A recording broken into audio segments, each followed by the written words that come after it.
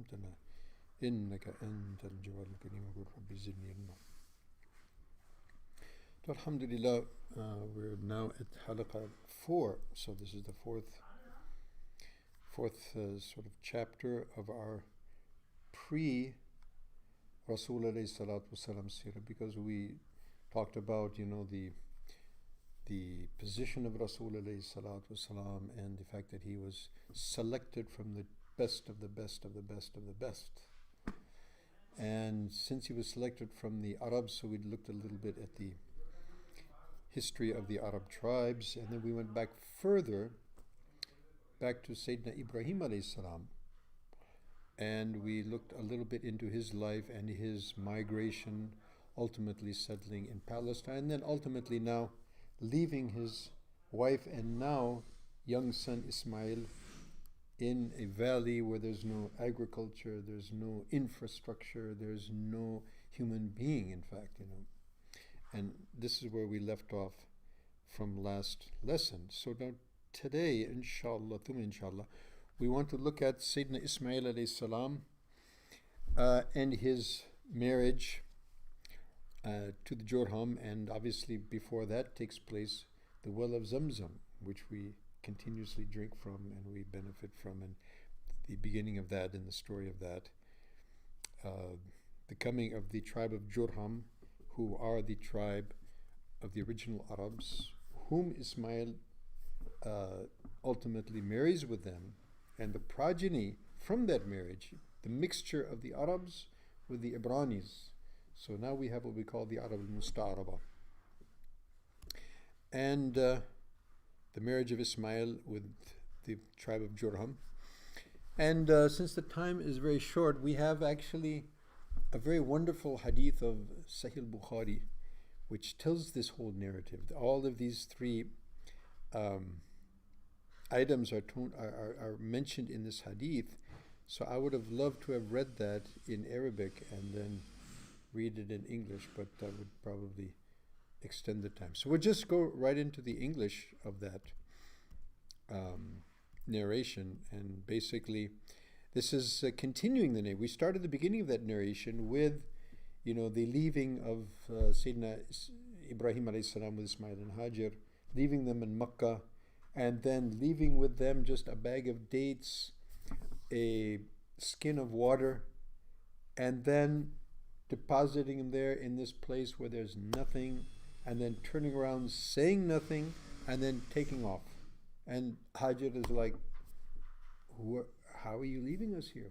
To whom you are leaving us? And then ultimately she realizes, having that prophetic tarbiyat and, being risen by her husband, min ulul azam.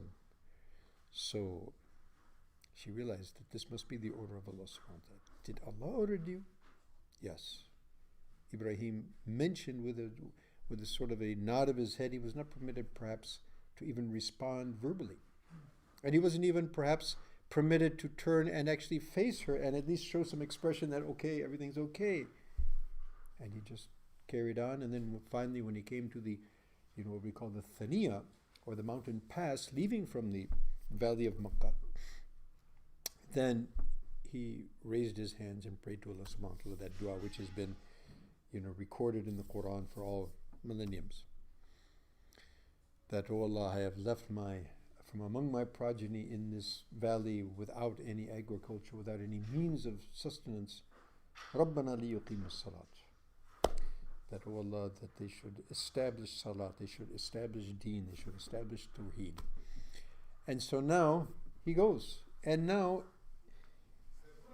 Hajar alayhi salam, Ismail alayhi salam, they are left alone in this, a totally uninhabited place. And so now, what to do? So, Sayyidah Hajara alayhi salam starts weaning, suckling her infant child, and they're drinking from that water and they're eating from those dates.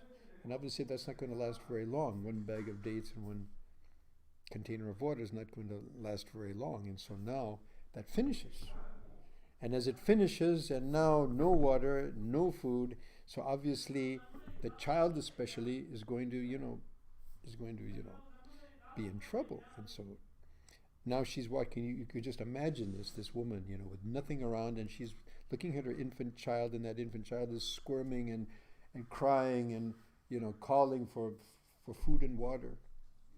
So what to do? So Safa and Marwa are two small mounts. Probably those of you who have gone for Umrah or Hajj, you would have seen that, because we have to perform the sa'i between Safa and Marwa. Now everything is built up and you really can't appreciate it, but in those days it was just a barren place, and there was a little sort of valley, and on the two sides of that small valley are these two mountains. Now those two mountains are virtually gone, but there were two small mountains. So she climbed up on Safa, and looking down towards the valley, looking to see if is anybody coming or something's happening, anyone might be passing by.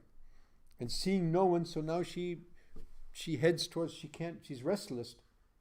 So what does she do? So now she starts heading towards the other side of the valley, and now goes to the other side of the valley. When she gets down, she can't see Ismail, who's now to the left, and she can't see what's going on to the left. So she actually sort of lifts her dress and sort of runs, through that valley to get to the other side and to the elevation, so that she can again see her child, and she can again, see anyone, if anyone were there to be seen. So she continues like this for 7 times. Okay? She comes down into the valley, and then she races, and then she gets to the other side of the valley, and she's looking anything there. And then the 7th time, when she gets to Marwa, so now she hears a sound. So she says, shh, sa. In Arabic it says sa. In other words, quiet, listen, what's going on? I hear a sound. So then she again hears that sound. So then she says, I have heard you, but she doesn't see anything. She hears the sound of something, someone, but there's no sign of anything or anyone. So she says, I've heard you. If you are someone or something, let me see you, let me know what's going on. So then it's actually Jibreel alayhi salam, and he appears.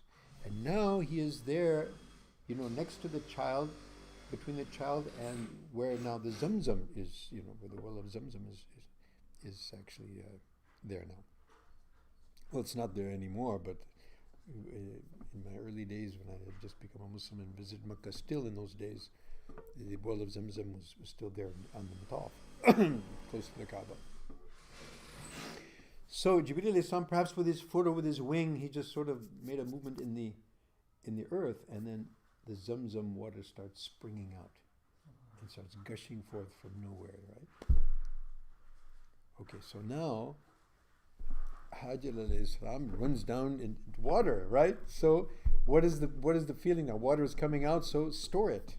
This is our concept, So she has some type of container, maybe that same water, water skin that she had. So she's, scooping up the water and putting it into her container, and and then she sees that it's now flowing around, so she makes a little sort of, what we call hawd. She makes a little sort of trough and sort of builds up a little bank around the water so that it gets contained, and then actually the water stops gushing forth. So Nabi alayhi salam says, had she not tried to actually save it or control it or contain it, it would have continued to flow until the day of Qiyamah as a spring, as a river, flowing from that place. In any case, so now at least they have that water, and Jibreel alayhi salam, before departing, says, don't worry, you have nothing to fear. Allah is with you, and Allah subhanahu wa ta'ala has a great mission for this young child. He with his father will build, the Kaaba, the house of Allah subhanahu wa ta'ala, where everyone will actually come and perform the Hajj and Umrah. Okay, he's gone. So now all they have is the water.